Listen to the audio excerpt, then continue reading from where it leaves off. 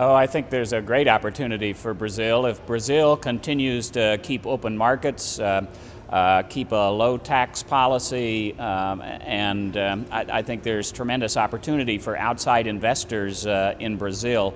You know, Brazil is an emerging market, and that's certainly where the growth is today. It's a long term where the growth is going to be in the future. So investors in Brazil, I think long term, will do well. A recession, the job of a recession is to cure the excesses in the economy. In the past, during the financial crisis, the excesses were in banking and in the housing industry. Today, for people worried about a recession in the near future, I just don't see those kinds of excesses that need to be corrected. Inventories in the U.S. are not burdensome, inflation is not high, company balance sheets are fantastic, profit growth is excellent, households have already deleveraged.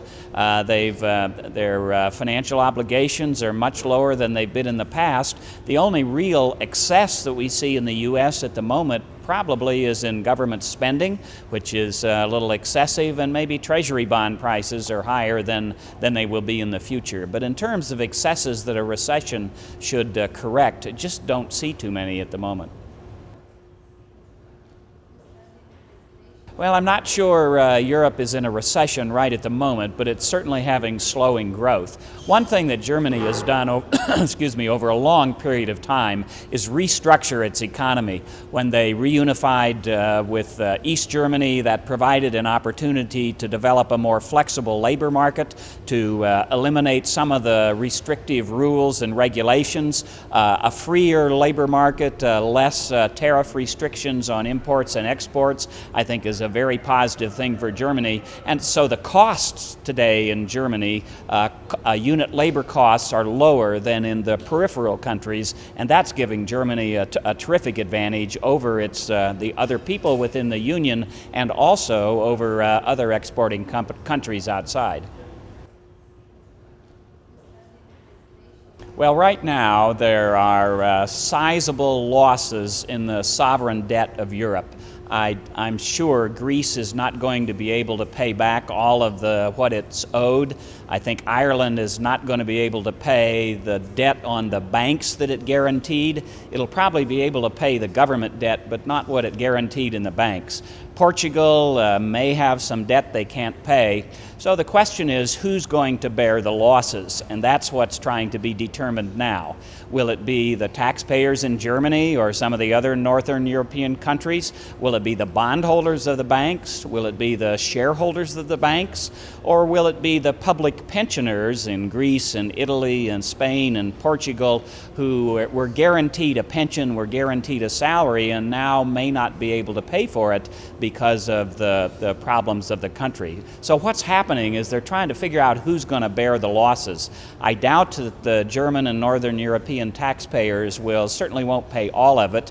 They might pay a portion of it, but I think the banks are where the real problem is, and the bailout funds in the EFSF probably ought to be used to prop up some of the banks, maybe a TARP-like program that we had in the United States. Well, I think in Europe the problem would be to cut spending dramatically and then cut taxes.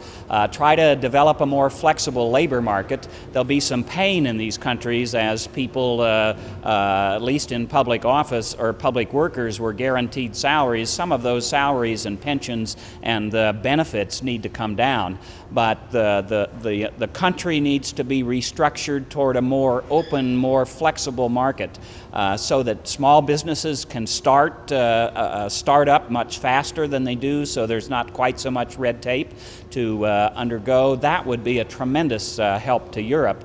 In the U.S., I think similar kinds of things needed to be done. Right now, federal government spending is much too high. It needs to be brought down. Taxes are plenty high enough. enough, we wouldn't raise taxes. If there's anything we would do, reform the tax structure, lower the rates, broaden the base somewhat, eliminate some of the loopholes. That would be a terrific incentive for business. As Dr. Prescott said this morning, if just eliminating the capital gains tax would be a huge boon for business in the U.S. and provide, get the U.S. back to growing again at the rate it has, and we know the rate it can.